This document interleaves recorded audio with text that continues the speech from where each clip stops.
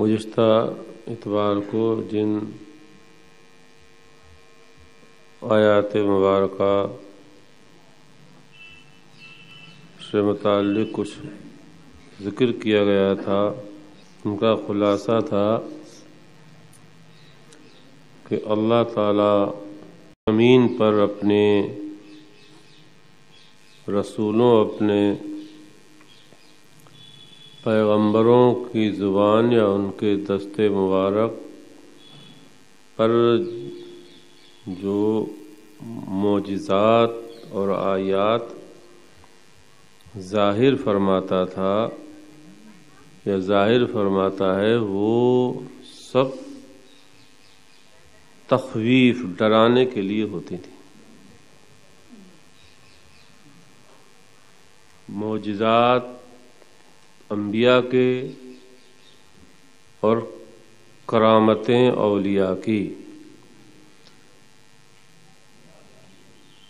وما نرسل بالآیات الا تخویفا، یہ آیت بتا رہی ہے کہ یہ معجزات، یہ کرامتیں سب تخویف کے لیے ہیں۔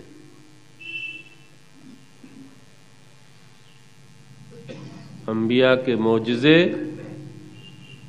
اور اولیاء کی کرامتیں کس کے لیے ہیں؟ تخویف کے لیے، تفریح کے لیے نہیں۔ یہ جملہ غور کرنا،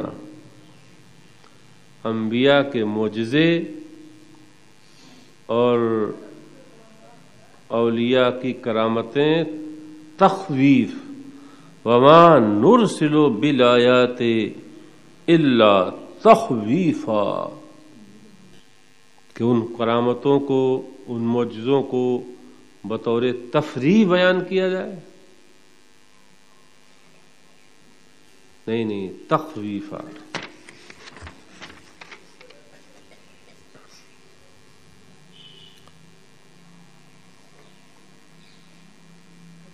اور اللہ تعالی کے قبضے قدرت اور اس کے اقتدار و قابو سے کوئی چیز باہر نہیں ہے۔ اس کے بعد بھی اس کا احسان، اس کا کرم یہ ہے کہ وہ آیات اور معجزات کے ذریعے سے بلا رہا ہے اپنی طرف۔ وہ چاہے تو طاقت سے بلا لے، وہ ترغیب، رغبت، جنت کا لالچ دے کر بلا رہا ہے، جہنم کے عذاب کا خوف دکھا کر بلا رہا ہے۔ حالانکہ ہر شخص، ہر شے اس کے اقتدار، اس کے قبضے اور احاطہ و قابو میں ہے، جیسے چاہے، جب چاہے، جس طرح سے چاہے بلا لے وہ۔ اسی نقطے کو اللہ تعالیٰ اس جملے میں وَإِذْ قُلْنَا لَكَ إِنَّ رَبَّكَ أَحَاطَ بِالنَّاسِ، اے پیارے حبیب انہیں یہ بھی بتا دو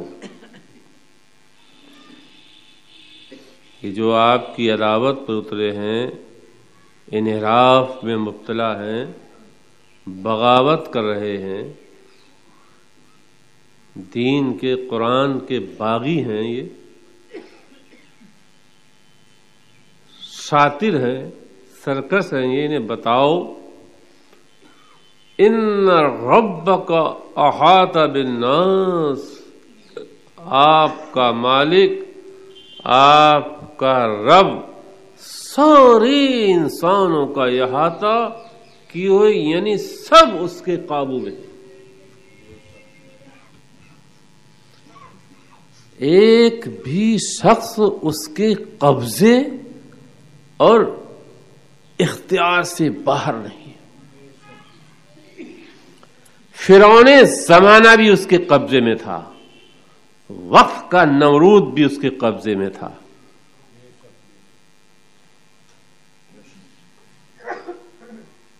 جو طاقت اور قوت کے غرور میں ہیں یا گھمنڈ میں ہیں، انہیں بھی کان کھول کے سن لینا چاہیے ان ربک احاط بالناس الف لام استغراقی، ہر شخص، شاہ، گدا، بادشاہ، فقیر، غنی، مالدار، حاکم، افسر، کوئی ایسا نہیں جو اس کے قبضے سے باہر، اس کے قابو سے باہر۔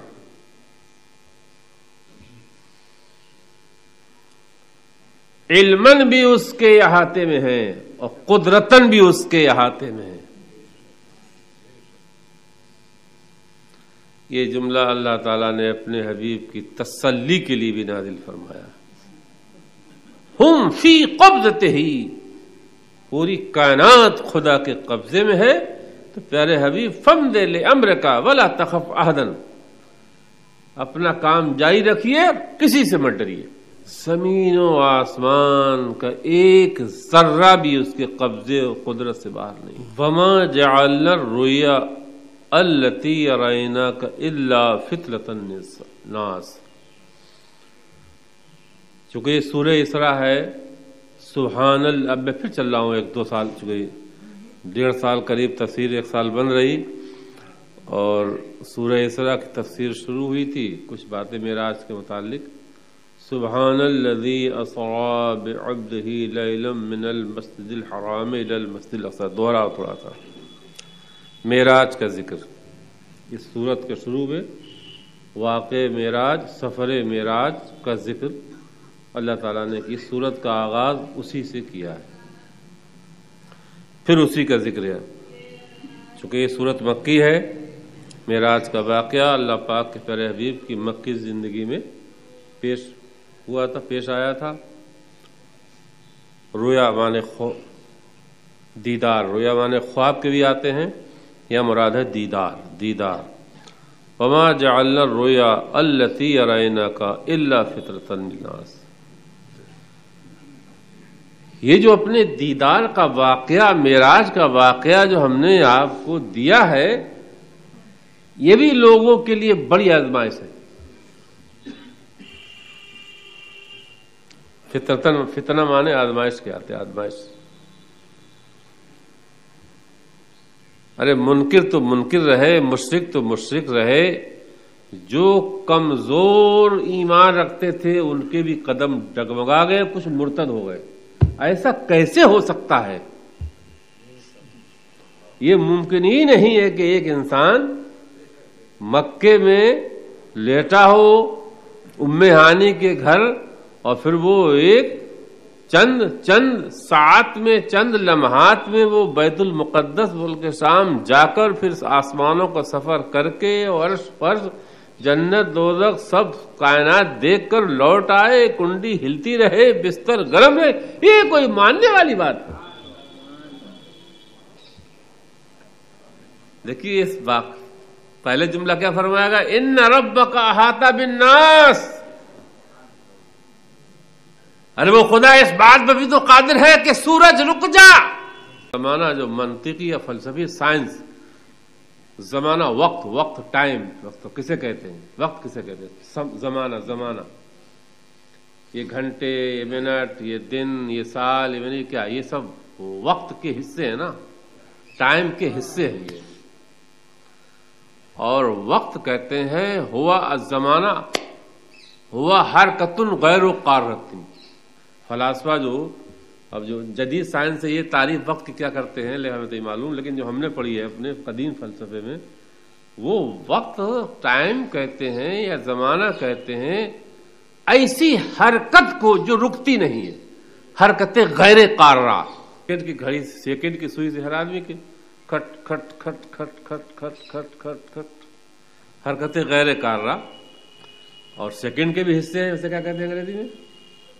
سیکنڈ کے بھی حصے ہیں اور اس کے بھی حصے ہیں۔ تو ایسا وقت تو یہ حرکت غیر قارہ، رکتی نہیں عام طور سے، لیکن اسی کو اللہ تعالیٰ جس کے لیے چاہتا ہے اس کے لیے روک دیتا ہے، اور جس کے لیے چاہتا ہے اس کے لیے بڑھا دیتا ہے۔ اسی کا نام قبض ہے اور بسط ہے۔ جو ایسر القرآن پڑھے ہوئے ہیں جانتے ہیں، اس میں اللہ تعالیٰ کے جو نام گنائے گئے اس میں ایک نام قابض بھی ہے اور باسط بھی ہے. والقابض والباسط، قابض باسط کا مطلب ہی ہوتا ہے کہ کسی کے لیے سیکنڈ کو سال بنا دے، وہ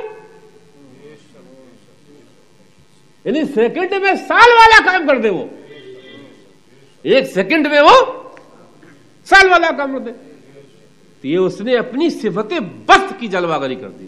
پہلے فرمایا ان ربک احاط بالناس، ہر چیز. تو فرماتا اللہ تعالیٰ وما جعلنا الرؤیا التي اریناک الا فتنۃ للناس.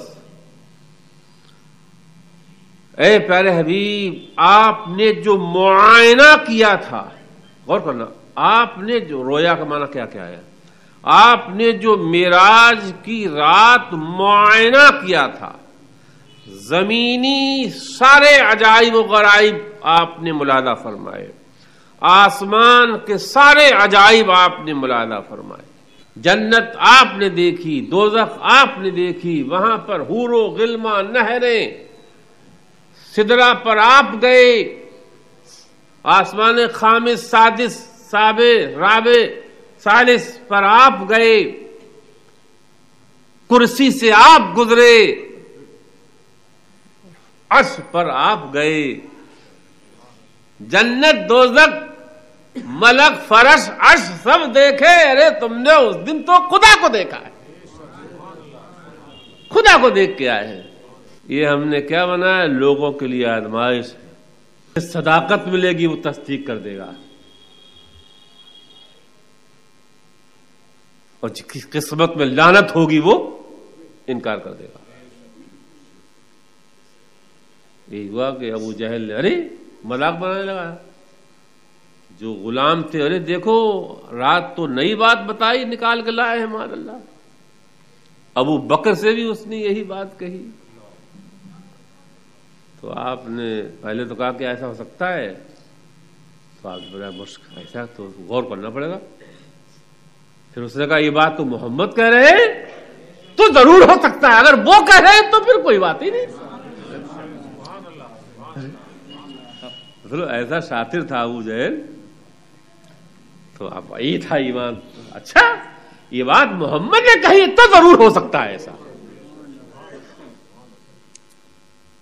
کوئی اور کہتا تو بہرحال سوچنا پڑتا، لیکن یہ بات محمد کہہ رہے ہیں تو پھر ایسا ضرور ہو سکتا ہے. تو یہ اور کتنے لوگ مرتد ہو گئے تھے.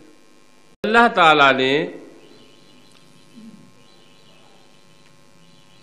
میں نے بارہا بتایا، اللہ تعالیٰ نے بے شمار فضائل اور کمالات ہمارے آپ کے آقا کو عطا فرمائے اور بے شمار معجزات عطا فرمائے. لیکن جو فضائل اور کمالات اللہ تعالیٰ نے آپ کو عطا فرمائے ان میں سب سے بڑی فضیلت معراج ہے. سب سے بڑی فضیلت معراج. یہ فضیلت اس کی مخلوق میں اور کسی کو نہیں ملی. معراج عرش پر بلا کے دیدار سے مشرف فرمانا اور بلا حجاب کلام فرمانا، یہ فضیلت آپ کے علاوہ اور مخلوق میں کسی کو نہیں. اور یہ ہے فضیلت اکرم، فضیلت اعظم. اور معجزات بے شمار ہیں، لیکن ان تمام معجزات میں سب سے اعلی، سب سے بڑا اور اعظم معجزہ قرآن کریم ہے. اب میں دو تین باتیں، ماسٹر افضال صاحب نے منقبت پڑھی بڑے پیر صاحب کی، تو کچھ باتیں یاد آ رہی ہیں.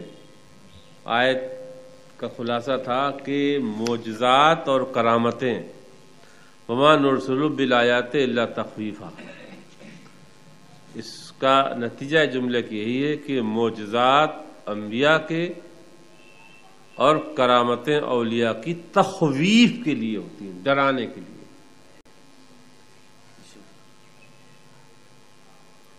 جن کو معجزہ دکھایا جا رہا ہے انہیں ڈرایا جا رہا ہے۔ رسول اللہ نے چاند کے 2 ٹکڑے کیے تو ڈرانا ہی تو مقصود تھا۔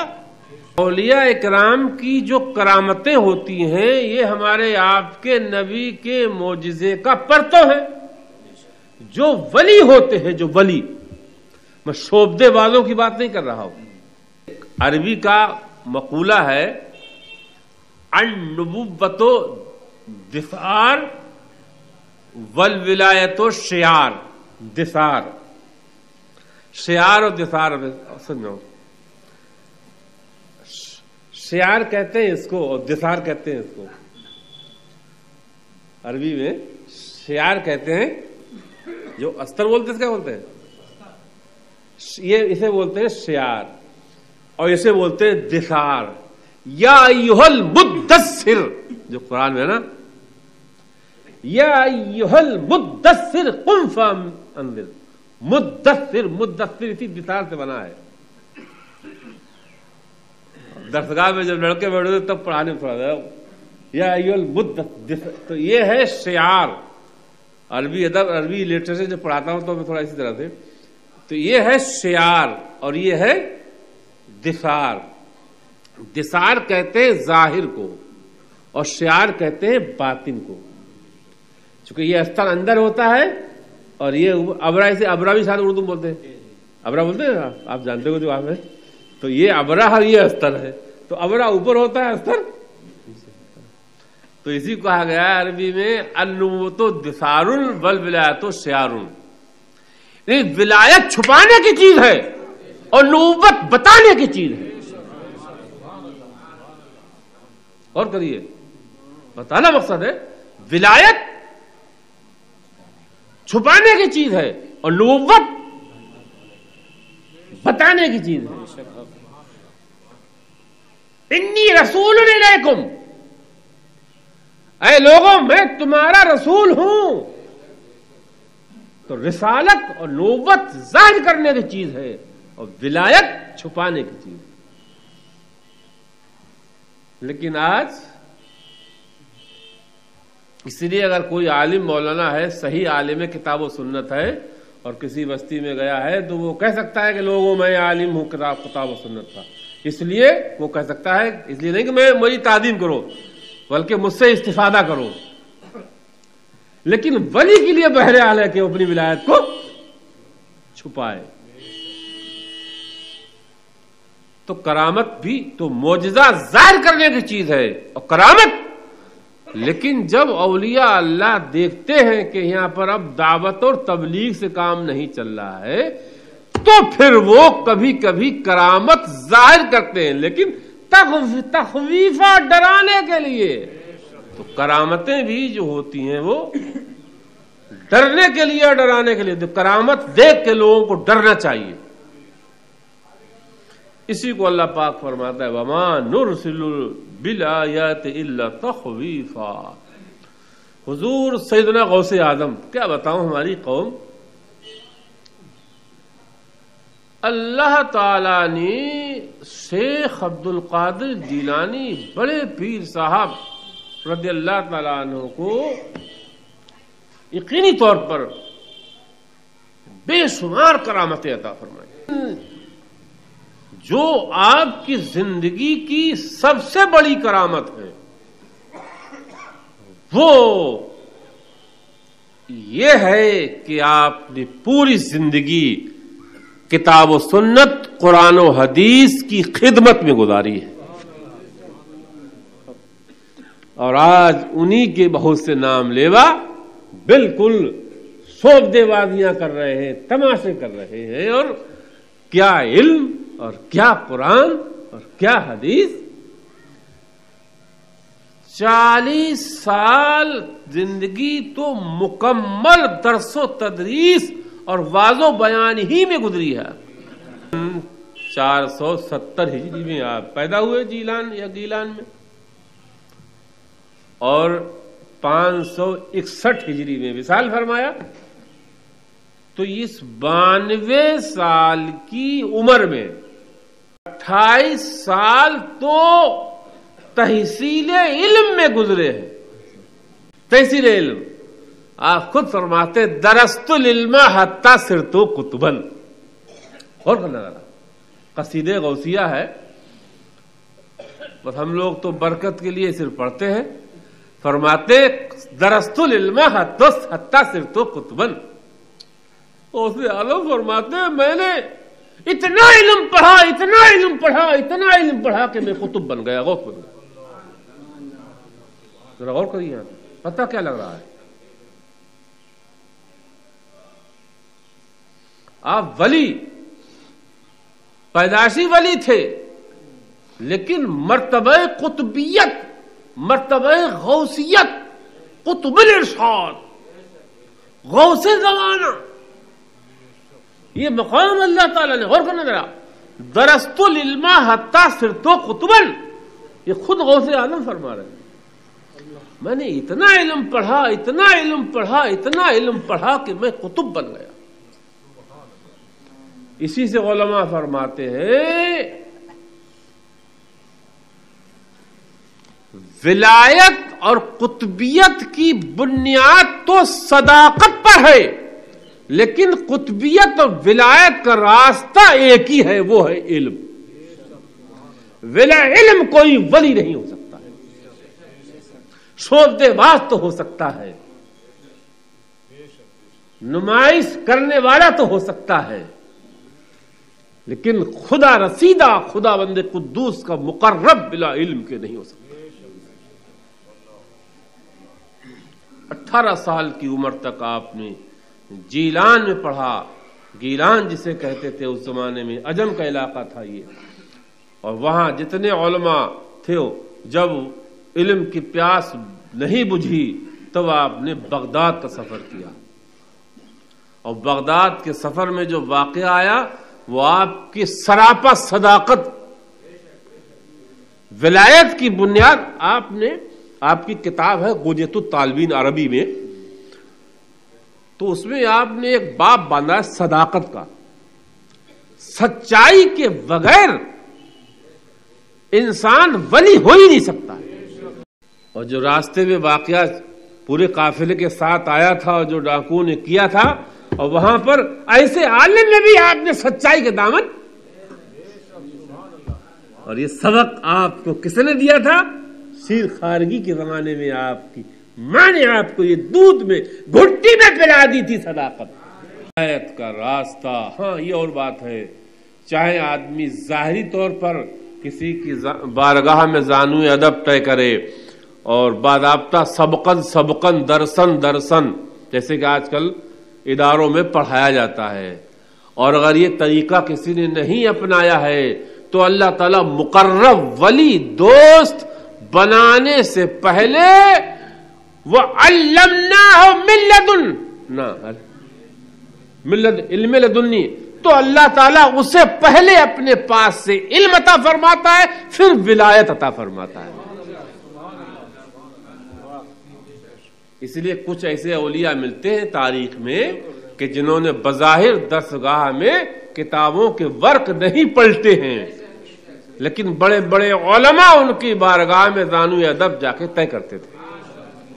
جیسے یہ اپنے یہ شاہجہاں پور میں لگے ہیں ملا عبدالعلی، مولانا عبدالعلی فرنگی محلی، عبدالعلی صاحب درس نظامیہ جو آج کا پڑھایا تھا، یہ پورا سلیبس وہ اس کے بانی ہیں، اور یہ باسا شریف میں عبدالرزاق رحمۃ اللہ تعالیٰ علیہ، اسحاق میاں جہاں سے مرید ہے،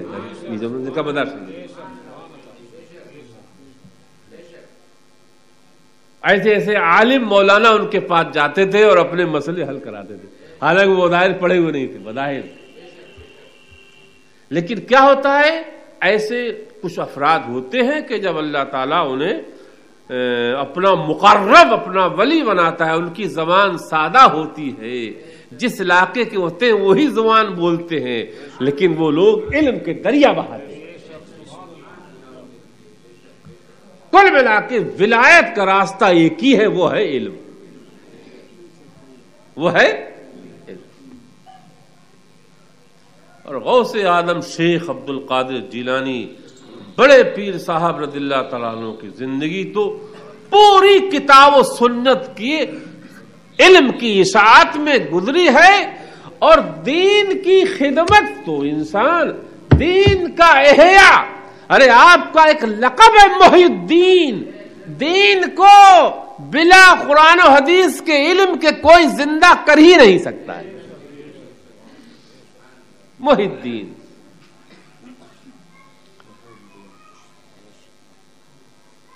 عالم یہ تھا فتویٰ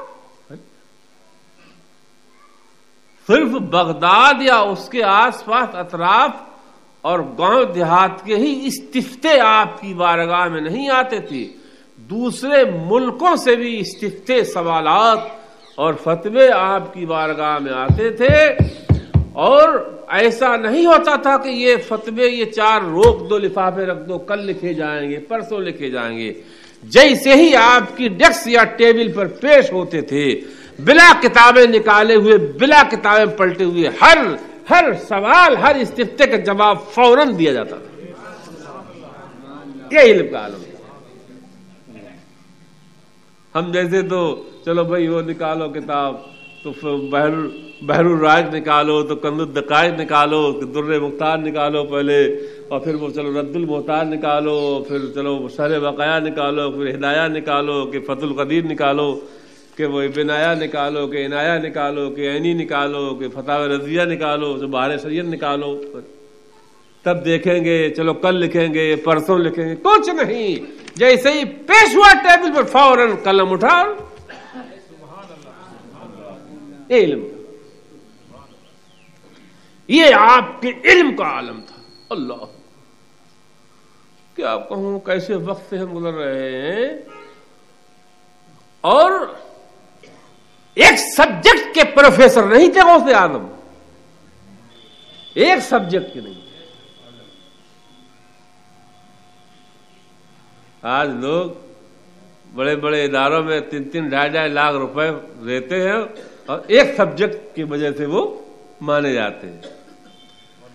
15, 16, 20 مضامین، 20 سبجیکٹ ایک دم ایک ساتھ پڑھاتے تھے، پورا دن، اور ہفتے کے 7 دن، یہ نہیں کہ اب 5 دن پڑھائی ہوگی، ہفتہ اور اتوار چھٹی رہے گی، مدرسوں میں اب 6 دن پڑھائی ہوتی نہیں، غوث اعظم 7 دن پڑھاتے تھے۔ سمرقند سے طالب آ رہے ہیں، بخارا سے آ رہے ہیں، رے سے آ رہے ہیں، کہ ترمذ سے آ رہے ہیں، کہ مکے سے آ رہے ہیں، کہ مدینے سے، اور 13 اللہ اکبر۔ لکھا ہے کتابوں میں سب سے پہلے صبح کو سب سے پہلا جو سبجیکٹ آپ پڑھاتے تھے وہ قرآن کریم کی تفسیر پڑھاتے تھے، پھر حدیث پڑھاتے تھے، پھر علم کلام پڑھاتے تھے، عقیدہ، پھر فقہ پڑھاتے تھے، اس طرح سے ایسے علم معنی، علم بیان، علم لغت، علم اشتقاق، علم نحو، علم صرف، ایک کے بعد یہ سب پڑھاتے تھے۔ اپنے شیخ کا جو مدرسہ پایا تھا اسی کو، اور عوام الناس کے لیے ہفتے میں 3 درس دیتے تھے۔ لکھا ہے ایک درس جمعے کے دن دیتے تھے، ایک درس اتوار کو دیتے تھے، اور ایک درس منگل کو دیا کرتے تھے۔ اتوار کا درس اسی وقت، الحمدللہ یہ غلام ان کی غلامی میں، یہ ان کی صبح اتوار کے دن صبح کو درس دیتے تھے، منگل کا درس شام کو دیا کرتے تھے، منگل کا درس شام کو دیتے تھے، اور جمعے کے دن ایک درس جمعے کی نماز سے پہلے دیا کرتے تھے۔ 3، اور جن میں 10، 20، 50 نہیں، 100، 200 نہیں، 70,000 سے لے کے 1 لاکھ تک کا مجمع ہوا کرتا تھا، اور عبد القادر جیلانی کے سمجھا، اور 400، 500 محدث، علماء، فقیہ، مفتی اپنے زمانے کے کاغذ و قلم لے کے آتے تھے، اور غوث اعظم کی زبان سے نکلے ہوئے وہ سمجھے علمی جواہر پارے ملفوظات لکھ کر کے لے جاتے تھے، اور آپ کے اس درس میں شریک ہو کر ہر ایک ان میں سے اپنے وقت کا شیخ اور مفتی اور محدث بنا جاتے۔ درست العلم حتی صرت قطبا، اتنا علم پڑھا ہم نے، اتنا پڑھا کہ ہم قطب بن گئے۔ آج ہم کس دور سے گزر رہے ہیں، کیسی ناقدری ہے علم کی، کیسی ناقدری علم کی ہے۔ غوث اعظم 12 14 15 مضامین روزانہ پڑھاتے تھے، یعنی گویا 12 13 گھنٹیاں روزانہ پیریڈ 12 13 پیریڈ پڑھاتے تھے۔ کوئی مولانا پڑھا لے گا؟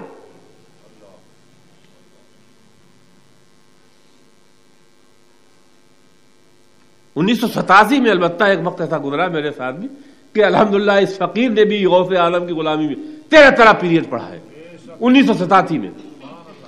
مدرسے میں مدرسین نہیں مل رہے تھے، لاؤ بچوں کو ناگا نہ ہو، 13 سب 13 پیریڈ غوث اعظم پڑھا۔ آج قوم نے کسے مانا ہے خدا رسیدہ؟ غوث اعظم کی زندگی کا کیا مشغلہ تھا؟ تصنیف و تعلیف کا عالم یہ تھا، آپ کے جو واض و بیان جو قلم بند کر لیے گئے تھے، کچھ واض و بیان آپ کے قلم بند کر لیے گئے تھے، ان کی ایک کتابی شکل ہے، تو پڑھیے سواد ایسے ضمیروں کو جھنجھوڑنے والے بیانات ہیں۔ مگر وہی بات ہے کہ اثر کس کو ہوگا؟ مولانا رومی فرماتے ہیں، آنکھیں خوفش نیست چون گوئی بے ترس، درس چے دہی نیست او محتاج درس۔ لیکن یہ آپ کے ملفوظات، آپ کے بیانات، آپ کے واعظ، آپ کی تقریریں، آپ کے خطابات کس کے لیے ہیں؟ مولانا روم کہتے ہیں آنکھیں خوفش نیست چو گوئی بے ترس۔ ارے جس کے اندر ڈر ہی نہیں ہے، جو ڈرتا ہی نہیں ہے، اس سے کیوں کہہ رہا ہے کہ ڈر؟ جو خشیت سے محروم کر دیا گیا ہے اس سے کیوں کہہ رہا ہے بے درس؟ درس چے دہی، ارے ایسے کو سبق کیوں دے رہا ہے؟ درس چے دہی او محتاج درس چے دہی نیست او محتاج درس، ارے اسے سبق کیوں دے رہا ہے؟ وہ سبق کا محتاج نہیں ہے۔ یہی لوگ جیسے ہمارے آپ کے نبی صلی اللہ علیہ وسلم پوری دنیا کے لیے امان تھے، علماء فرماتے ہیں اسی طرح سے جو اللہ تعالی کے پیارے حبیب کے کامل وارث ہے، کامل وارث علم و عمل دونوں میں وارث، وراثت میں دونوں حصہ پایا، یعنی علمی وراثت بھی ملی انہیں اور عملی وراثت بھی ملی۔ رسول اللہ صلی اللہ علیہ وسلم کے علماء ربانی جو ہے وہ رسول کریم صلی اللہ علیہ وسلم کے نائب ہیں، یعنی وارث ہیں۔ تو ورثائے کامل وارث وہی ہوتا ہے جسے دونوں میں سے حصہ ملے، علمی وراثت بھی ملی ہو اور عملی وراثت ملی ہو۔ غوث اعظم شیخ عبد القادر جیلانی کو اللہ تعالیٰ کے پیارے حبیب کے وراثت علمیہ، یعنی وراثت قالیہ اور عالیہ اور حالیہ اور عملیہ، سب قال رسول بھی، حال رسول بھی اور آل رسول بھی۔ آل رسول ایسے کہ نجیب الطرفین، اور قال رسول کا یہ عالم کہ 28 سال پڑھا اور 40 سال پڑھایا، اور حال رسول کا یہ عالم، حال 28 اور 40 کتنا ہوا؟ 68، اور ادھر 92 تو 24 سال، قریب 23 سال، اور 23-24 سال اپنے حال کو صحیح کیا، اپنی عبادت کر کے، ریاضت کر کے، مجاہدے کر کے، جنگلوں میں سمجھا رہ کر کے اپنے قلب کو ایسا پاک کیا۔ یہ حال رسول تھا کہ اللہ تعالیٰ کے پیارے حبیب جب وہی پہلی آئی تھی اس سے پہلے غار حرا میں ریاضت کر رہے تھے، مجاہدہ کر رہے تھے حال کو، تو قال رسول بھی، آل رسول بھی، حال رسول۔ ایسے سچے وارث تھے اللہ تعالیٰ کے پیارے حبیب کے غوث اعظم۔ یہ اولیاء اللہ جو ہوتے ہیں یہ اپنے زمانے کے ماننے والوں کے لیے امان ہوتے ہیں، نبی کے نائب ہوتے ہیں، نبی کے خلیفہ ہوتے ہیں۔ اسی لیے علماء نے فرمایا الاقتران باہل الصلاح، غور کرنا، الاقتران باہل الصلاح والتقوی مما یرفع بہ العذاب، جو لوگ اہل صلاح، اہل فلاح، اہل تقوی سے اپنے آپ کو جوڑ لیتے ہیں، اللہ تعالیٰ ان سے بھی قیامت میں عذاب اٹھا لے گا، اور دنیا میں بھی اللہ تعالیٰ ان کے ذریعے سے انہیں امان دیتا ہے۔ ایک حدیث میں ہے، حالانکہ جو ایک فرقہ ہے، آپ جانتے ہیں وہ کون سا فرقہ ہے، وہ فرقہ ان حدیثوں کو کہتا ہے حدیثیں ضعیف ہیں یا موضوع ہیں، جو حدیث میں سنانے جا رہا ہوں۔ یہ اہل حدیث وغیرہ غیر مقلد حضرات جو ہیں، یہ تو کہتے ہیں یہ حدیث ضعیف ہے۔ ذرا غور کریے، اللہ پاک کے پیارے حبیب فرماتے ہیں وَإِذَا تَحَيَّرْتُمْ فِي الْأُمُورِ فَاسْتَعِينُوا مِنْ أَهْلِ الْقُبُورِ، جو ہم لوگ کہتے ہیں یا غوث اغثنا، یا غوث اغثنا، ابھی کیا پڑھ رہے ہیں، پیرو کہ آپ پیر ہو، ہم ارے المدد المدد، اور یہ حضرات کہہ دیتے ہیں یہ مشرک ہوگا یا بدعتی، تو کہہ دیتے ہیں مشرک۔ اللہ پاک کے پیارے حبیب ارشاد فرماتے ہیں اذا تحیرتم فی الامور فاستعینوا من اہل القبور، اللہ اکبر۔ ایک تو اس کا مطلب یہ ہے اہل مدار، یعنی جو اللہ والے ہیں، اولیاء ہیں، صالحین ہیں، جب تم معاملات میں پھنسو تو ان سے استعانت کرو، استمداد بالاولیاء، اسے بولتے ہیں استمداد بالاولیاء، اولیاء اکرام سے مدد مانگنا۔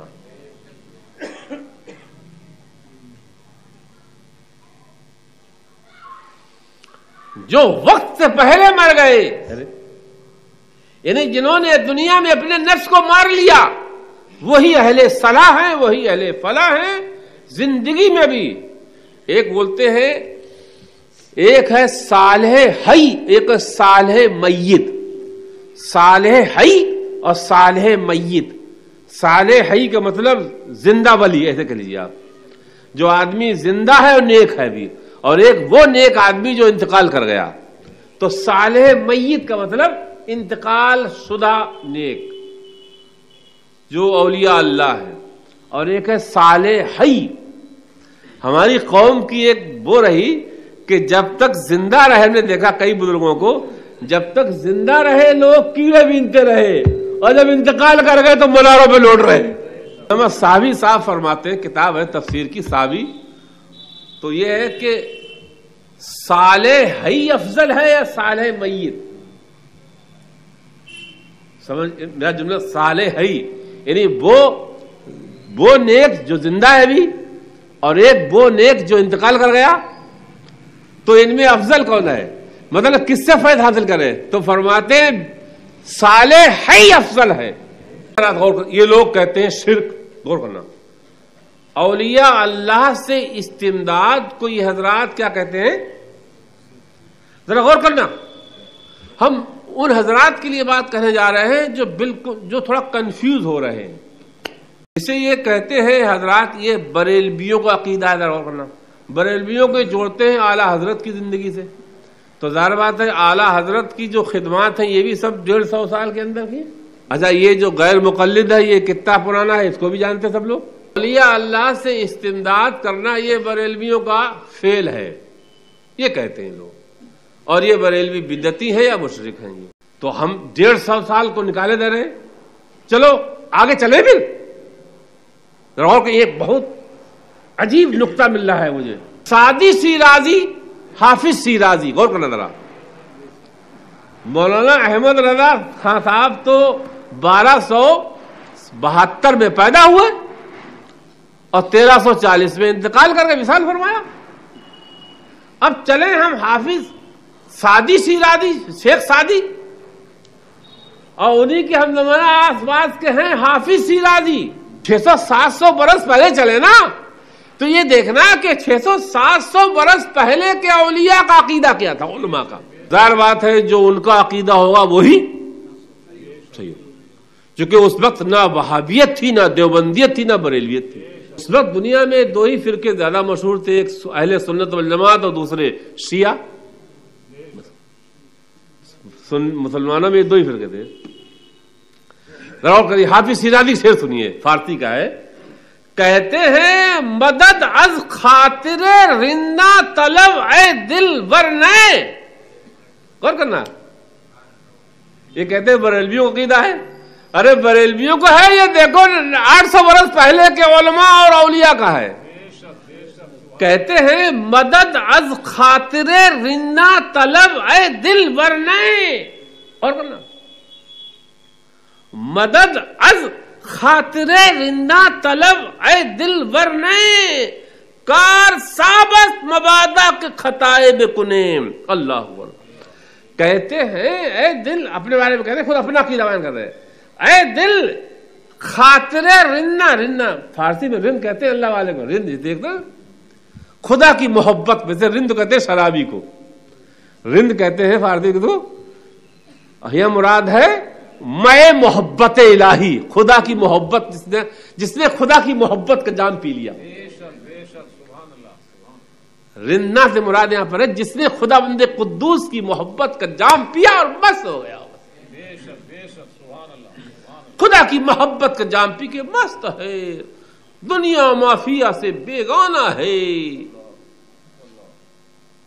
کون برائی کر رہا ہے، کون تعریف کر رہا ہے، دونوں سے بے پرواہ ہے، دونوں سے بے پرواہ ہے. کہتے ہیں رند، اب رند مدد از خاطر رندہ طلب اے دل ورنے. غور کرنا، کہتے ہیں اے دل ناداں، ارے ان اللہ والوں کے دل سے مدد طلب کر، ورنہ کار سابست، ورنہ معاملہ بہت مشکل ہے. مبادہ کے خطائے میں کن، اگر ان سے مدد طلب نہ کری تو ہم خطا میں چلے جائیں، خطا میں مبتلا ہو جائیں.